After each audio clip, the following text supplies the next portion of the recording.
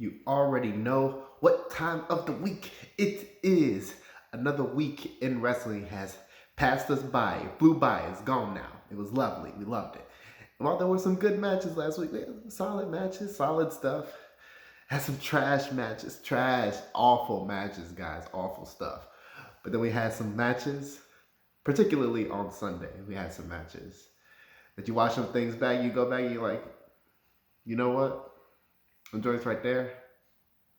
Let me go watch the whole show again. Let me go do that again. Look, now, I'm not going to front with you. TakeOver was violent, so we about to get into it. These are your top 5 matches of the week.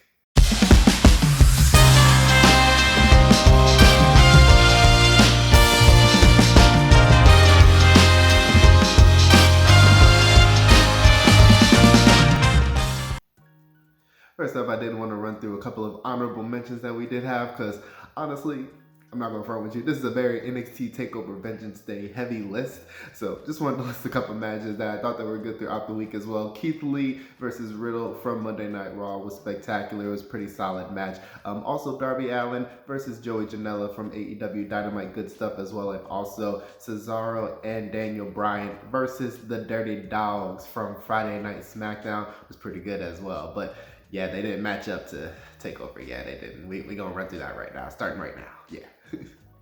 First up, coming in at number 5, we do have the opener from NXT Vengeance Day. We got Dakota Kai and Raquel Gonzalez versus Shakti, Blackguard and Ember for the finals of the Women's Dusty Rhodes Tag Team Classic. And boy, what an opener this was. I'm definitely glad that they kind of took away from the classic tag team formula that we usually see, and honestly had Dakota Kai as the perilous one earlier, where Raquel Gonzalez eventually came in to save her, and Shakti and Ember were really dominating a lot, as they did a lot throughout the match with just different tag team moves. They really had some amazing tag team moves and double team moves in this match, and Raquel Gonzalez is a freaking force. Like, every time she's in the ring, she is imposing, she is stargazing. Like, you really want to look at her watch and like see what she's about to do. Like, it's pretty phenomenal how much of a star she has become in like 3-4 months. Like, she is a star for that division. But honestly, all these women in this match are. That's why it's one of the best divisions in wrestling, and all 4 women really left it all out there throughout this match. I'm not going to call it the cleanest match in the world, because it wasn't, but for an opener and for a history-making match like this was, all 4 women left it out there. I think Dakota Kai is one of the most unheralded and not talked about stars in this division, when she should be. Like, they need to win the tag team titles. Please bring them back to NXT, do what y'all can with them, all that, of course. But as an opener for the night, this kicked everything off on a high note. This is my number 5 match of the week. Next up at number 4 on our list, we do have the only non-takeover match on this list. We have from AEW Dynamite, the main event. We got Kenny Omega teaming with Kenta against Jon Moxley and Lance Archer. This was a pretty phenomenal main event, aside from the fact that it was extremely entertaining and even funny at times as well. This was extremely violent, like in his own little AEW way for the most part. We see just spots like Moxley and Kenta going back at it in the ring, just sitting down on the chair and just throwing the kicks. That was phenomenal. Even the leg drop off the stage, or the foot stop off the stage from Kenta to Moxley on the table. Incredible violent stuff as well. And even the funnier stuff even had that own little twinkle of violence as well, even with Archer choke slamming Omega into Peter Avalon's love machine. We see the stuff with the potatoes in the kitchen as well when they were brawling back there. Everything really made this a coherent main event. It didn't feel like it went 20 minutes, because it definitely felt a lot shorter than that. Everybody was really protected in this match as well, even with Archer taking the pinfall loss with interference from the Good Brothers and Don Callis as well. Just taking 4 men to really go after putting him down was definitely something to just keep him strong, and Moxley looked strong as well. All 4 men really looked strong in this, so I'm definitely glad that no one was just injured in any way or really hurt by the losses or the wins or anything like that. And Kenny Omega stayed strong, as he should be. Phenomenal main event by these guys, and that's my number 4 match of the week. Next up at number 3, we do have from Vengeance Day, the finals of the Men's Dusty Rhodes Tag Team Classic. We got GYV, the Grizzled Young Veterans, versus MSK. This was completely balls to the wall. Fantastic tag team action from all 4 teams involved. Both Nash Carter and Wesley are freaking dynamos in the ring. Like, the way they just fly and the way they move around the ring. Wesley especially just flying over the top rope, over the post, everything like that. Like, he is definitely one of the quickest and most high-flying men that we've seen in NXT in a long time. It just makes him look effortless as well. My heart hurts for the GYV because this is their second time in the finals that they've lost. I don't really see where they go from here, but outside of the storyline issues, like, this was exciting. Like that suicide, oh my god, that suicide doomsday device from GYV, oh my gosh, that joint was so beautiful, so lovely. All of the moves that they did in this match had a purpose.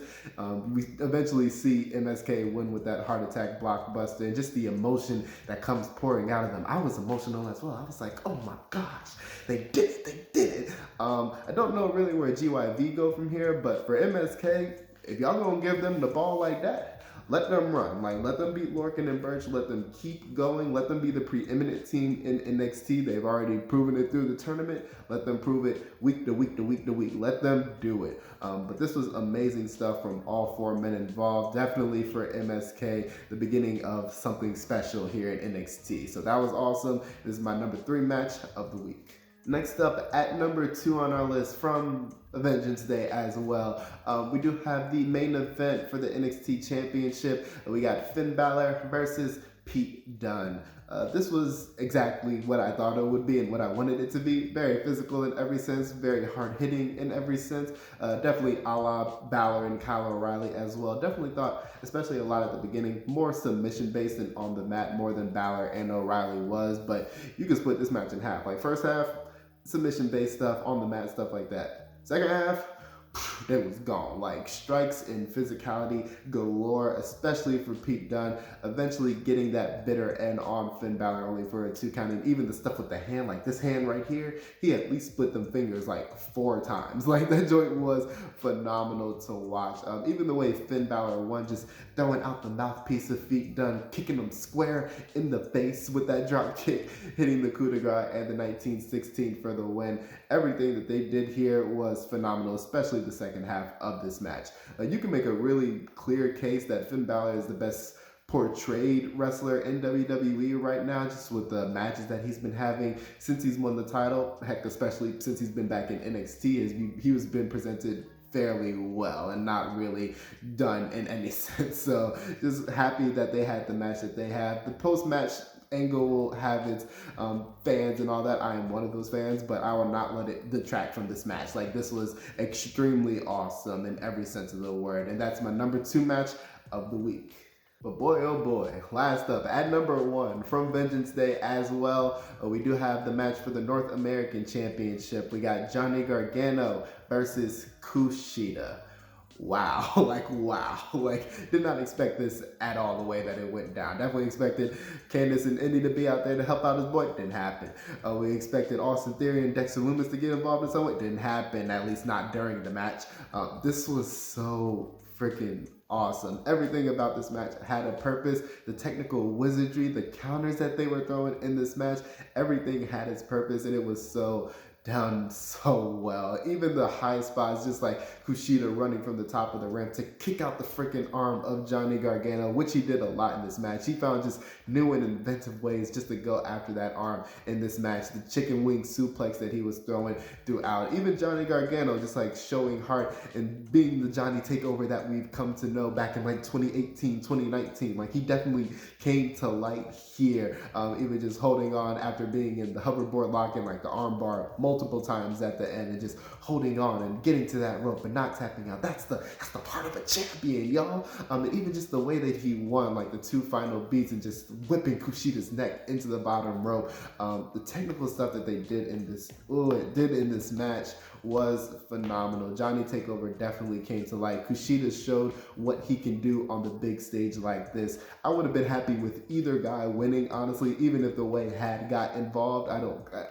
At this point, I don't care, because what we got here was definitely a piece of mastery. This was definitely the match of the night for me and the match of the week for me. If they are not done, shoot, give it to me again. Give it to me WrestleMania weekend. I don't care. Give it to me again, please. But this was definitely my number 1 match of the week. And that is going to be it from me. If you do think I left some matches off of this list out of my honorable mentions that were fired throughout this week as well, go ahead and drop them down there in the comments so I can look at them, because I love watching watching wrestling matches, yes.